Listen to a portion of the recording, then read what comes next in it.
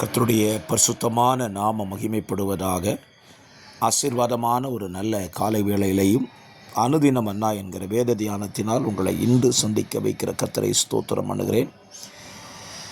இந்த புதிய நாளை காண செய்கிற தேவனுக்கு நாம் நன்றி பலி செலுத்துவோம். ஜனவரி மாதத்தின் 27ஆம் தேதி கால வேளையிலையும் நம்முடைய தியானத்திற்கான வேத பகுதியை நான் உங்களுக்கு சொல்ல விரும்புகிறேன். யாத்திராகம் 4ஆம் அதிகாரம் அதனுடைய 12வது வசனம்.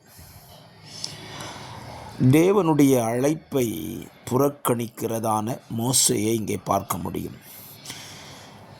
இன்றைக்குள்ள தியான அதிகாரத்திலே 4ஆம் அதிகாரத்தை தொடர்ந்து இன்றைக்கு நாம் தியானிக்கிறோம். நேற்றைக்கு அற்புதங்களினாலே தன்னை உறுதிப்படுத்தி கொள்ளும்படி தேவன் மோசேயை பயன்படுத்தினார்.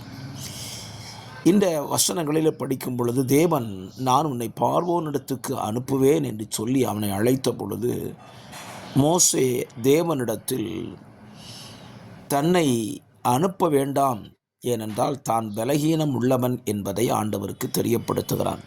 அதனுடைய 10வது வசனத்தை நீங்கள் வாசிப்பீர்களானால், நான் திக்குவாயும் மந்த நாவும் உள்ளவன் என்று சொல்லி தேவனுடைய அழைப்பை புறக்கணிக்கிறான்.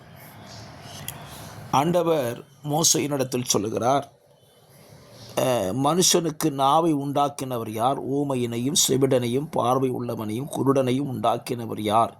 கர்த்தராகிய நான் அல்லவா என்று சொல்லுகிறார். அவன் தன்னுடைய அழைப்பை வேண்டாம் என்று சொல்லும் பொழுது தேவன் அவனை தம்முடைய அழைப்புக்கு நேராக திரும்பும்படி அவனோடு கருத்து பேசுகிறார். இன்றைக்கும் தேவன் நம்மோடு கூட பேசுகிற காரியத்தில் நாம் சில தடைகளை சொல்லுகிறோம். தகுதி இல்லாதவன், பேச தெரியாதவன் என்றெல்லாம் சொல்லுவோம். ஆனால் அழகான ஒரு வார்த்தையை கர்த்தர் பதிவிடுகிறார். பேச தெரியாதவனையும் முடவனையும் குருடனையும் உண்டாக்கினவர் அவரா. அப்படியானால் உண்டாக்கினவர் அவராய் இருப்பாரானால் அவை சுகப்படுத்தவும் அவரால் முடியும். ஒருவேளை நம்ம குருடனாய் பிறந்து தேவ அழைப்பை செய்ய முடியவில்லை என்று சொல்வோமானால் குருட்டுத்தன்மையை மாற்றவும் அவரால் முடியும் என்பதுதான் அர்த்தம். இப்பொழுது ஆண்டவர் மறுபடியும் அவன்கிட்ட பேசுகிறார்.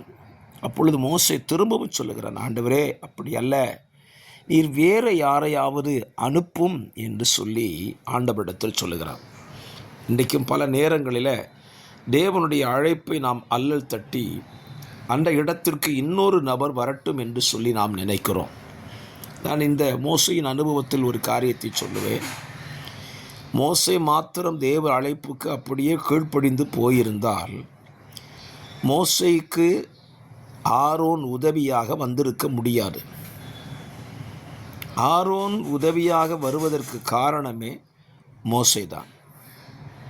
திரும்ப திரும்ப தேவ அழைப்பை அவன் அல்லல் தட்டினதினாலே அவனுடைய இடத்திற்கு ஆரோன் அங்கே கொண்டு வரப்படுகிறான்.